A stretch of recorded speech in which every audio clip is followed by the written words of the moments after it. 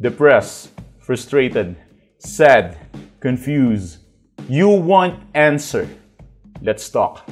Give me a message sa page ko sa Philippine Dating Coach and you can have one-on-one coaching with Coach Baze, your dating coach and psychologist.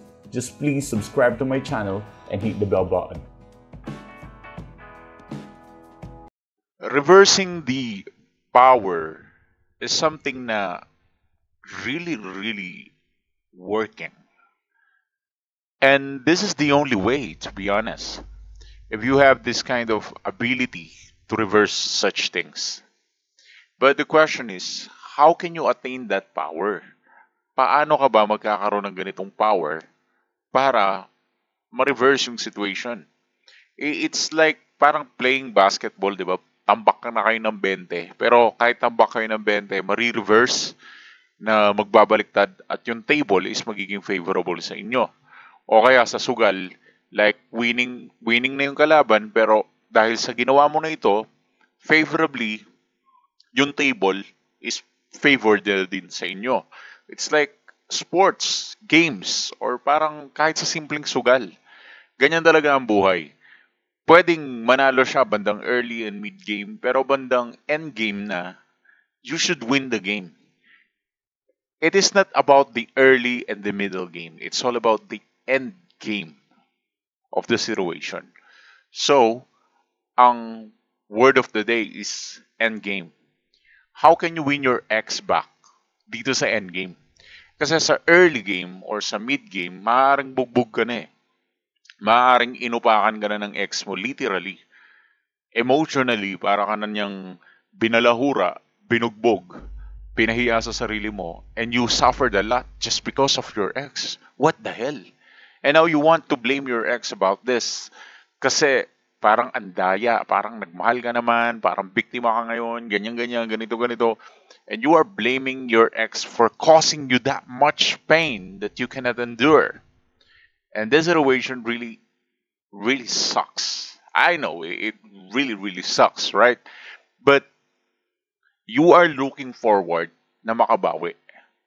Kaya wag kang mag-alala.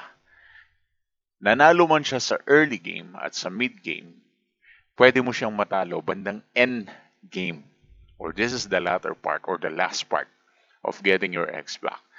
Kung gusto mong humabol ang ex mo sa'yo, you need to win the late or the end game. So when we say end game, ito yung mga buwan na or linggo na hindi kayo nagpapansinan. Maaaring doon lamang pa yung ex mo eh. Parang feeling God pa siya. Siya pa yung hinahabol, siya pa yung ano. And now you are looking forward for reversal. Ang first tip ko sa'yo, kung gusto mo ma-reverse ang sitwasyon, ang una mong gagawin is to strategize, to think. Sit, relax, think. Bakit hindi ka na nanalo sa early game tsaka sa mid game?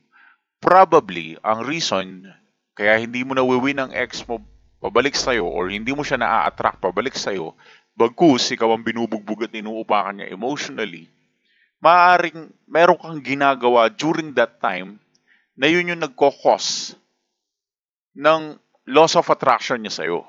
Maaaring meron kang isang attitude or isang permanenteng estilo na ina-apply mo during that early and middle na nagiging reason kung bakit nata-turn off siya at parang mas bet na lang niya na umalis sa side mo, di ba? So, maaaring ganun na yun. Ngayon, banda dito sa end game of the situation, I advise, strategize first. Mag-isip ka muna. Take a break. Kasi lugi ka na eh, nabugbog ka na nung nakaraan eh. Maybe, baka yung mga strategy mo last time hindi talaga effective. Ganun lang yun. Hindi lang talaga effective yung mga strategy mo last time. Ngayon, ito ang effective. Mag-isip ka muna. Kailangan mong pindutin ang preno. Huwag masyadong sagad sa emosyon. Pumreno ka muna. Magpahinga ka muna. Mag-isip ka muna. The first thing to do is to strategize. Number 2, no contact rule is your comfort zone. Yan yung pinaka-safe na pwede mong gawin. No contact rule is your comfort zone. It simply means na huwag ka munang mag-reach out sa ex mo, huwag ka munang mag-chat sa ex mo, huwag ka munang kakausap sa ex mo, huwag ka munang masyadong emotional pagkausap mo yung ex mo. Dagdagan mo naman yung angas, tibay ng loob at pagiging cool.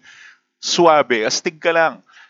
Dagdagan mo yung ganyan. Kasi kapag masyado kang emotional, para ka laging bata. Madali kang utakan, madali kang unahan, madali kang iskamin, madali kang dayain kasi masyado kang emotional. Kumbaga sa magician, madali kang mapangmangha ng magician kasi naniniwala ka kaagad kasi nga emotional ka. At ang taong emotional, sila lagi yung biktima ng mga sinungaling. Uulitin ko, ang mga taong emotional, sila lagi yung biktima ng mga sinungaling. At kung ang ex mo ay sinungaling, maaaring maging biktima ka niya lalo, di ba? So, it's better for you na mag-safe ka muna. No contact rule, commit ka sa no contact rule, astig lang, wag emotional, just be, just show how strong you are. At wag, mas maganda kung chill ka lang. Ganun na muna. Yun lang yung two things na pwede mong gawin to get your ex back. Una, strategize, and then pangalawa, just do not be emotional. At ang comfort zone mo, lagi mong tatandaan, comfort zone mo is no contact rule. Because the more na nasa no contact rule ka, the more na less mistake ang magagawa mo. The more na nasa no contact rule ka, the more na less mistake. Lagi mong tatandaan yan. And I think the best advice that I can give, lalo na magpapasko, let's have a conversation. Give us a message sa Philippine Dating Coach, and one-on-one coaching maybe is the key. Thanks for watching.